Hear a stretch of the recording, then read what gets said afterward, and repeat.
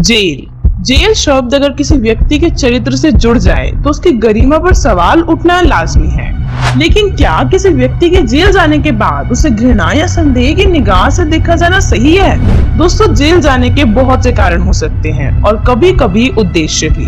माना कि दुराचारी, भ्रष्टाचारी, दुष्कर्मी जेल जाते हैं और ऐसे व्यक्तियों से घृणा करना या उनकी बेगुनाही पर संदेह करना स्वाभाविक है। लेकिन जरूरी नहीं कि जेल जाने वाला हर व्यक्ति कुकर्मी, चोर या बदमाश हो। कुछ लोग परमार्थ और समाज सुधार के उद्देश्य को पूरा करने के लिए भी जेल जैसी प्रताड़नाएं स्वीकार करते हैं। जहां एक तरफ भगत सिंह, सुखदेव, राजगुरु जैसे देश प्रेमी हंसते हंसते फांसी चढ़ गए, तो वहीं दूसरी ओर महात्मा गांधी जैसे राष्ट्रपिता भी जेल का कष्ट सहकर परमार्थ में जेल जाने की मिसाल कायम कर गए। श्री कृष्ण जी का तो जन्म ही जेल में हुआ था, लेकिन फिर भी इंसान आज उन्हें भगवान मानकर पूजता है। ईसा मसीह जी ने सत्य कहा तो जनता ने उन्हें शूली पर टांग दिया और अब वर्तमान में उन्हें गॉड कहकर संबोधित किया जाता है। इसी प्रकार गुरु नानक देव जी को भी उस समय बाबर की जेल में रखा गया। दोस्तों, 15वीं शताब्दी में पोलैंड देश के निकोलस ने शोध में पता लगाया कि धरती घूमती है, लेकिन इसी जनता ने निकोलस को झूठा बताकर उसे फांसी पर चढ़वा दिया।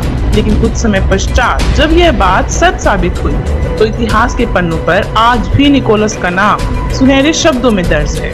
वास्तविकता तो यह है कि जब कभी भी किसी महापुरुष ने जनहित में किसी सत्य को उजागर करके जनमानस को सच का आईना दिखाना चाहा, तो उसी जनता के द्वारा उन महापुरुषों को प्रताड़ित ही किया गया।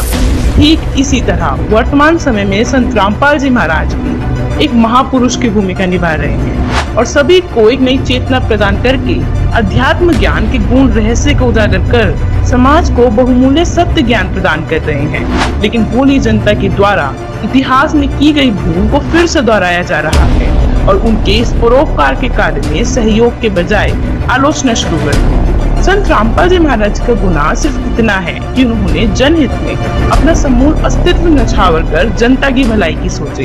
उन्होंने घर परिवार में सक्षम होते हुए भी समाज को अपना संपूर्ण जीवन सौंप दिया और इस परोपकार के कार्य में समय अभाव के चलते इंजीनियर की नौकरी को भी त्याग कर मानव समाज को दुखों के चंगुल से छुड़ाने और घर घर तक सद्भक्ति का संदेश पहुंचाने की ठान ली। दोस्तों, संत रामपाल जी महाराज जी ने वह सद्भक्ति जनता को बताई जो अनादि काल में किसी भी ऋषि, मुनि, संत, महंतों को समझ में नहीं आई और ना ही इस रहस्य को समझने या समझाने में वह सक्षम रहे, जिसके परिणाम स्वरूप अन्य नकली धर्मगुरु की अज्ञानता की सच्चाई समाज के सामने आने लगी, जिसे बुखलाकर वो सब संत रामपाल जी महाराज के खिलाफ साजिश रचने लगे।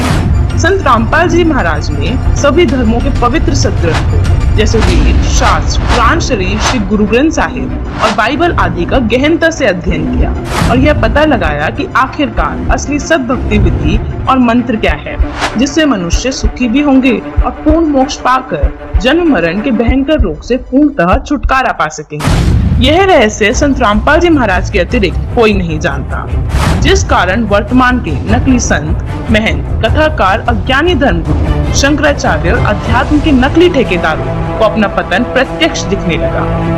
अपने धर्म की झूठी दुकानें बंद होते देख इन ज्ञानहीन संतों ने संत रामपाल जी महाराज जी की आवाज को पूरी तरह दबाने का भरसक प्रयास किया और जिसका परिणाम आज आपके सामने है। सतगुरु पृथ्वी पर संघर्ष करके समाज को सत ज्ञान से अवगत करवाने के लिए आते हैं और समाज को गालियां देते हैं, उनको जेल में डालते हैं।